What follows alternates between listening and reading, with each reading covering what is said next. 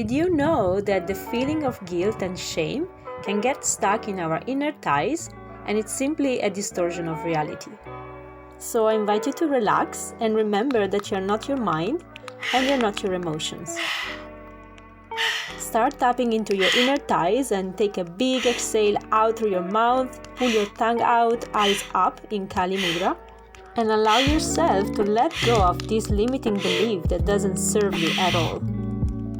Whatever I feel, I fully love and accept who I am.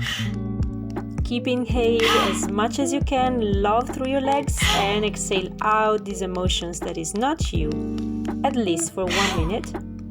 Remember to allow any emotion that might rise, because it just wants to be seen and wants to be expressed from you.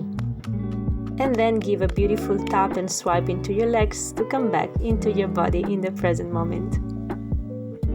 Every time you rise your consciousness, you're doing this for yourself and for the whole planet.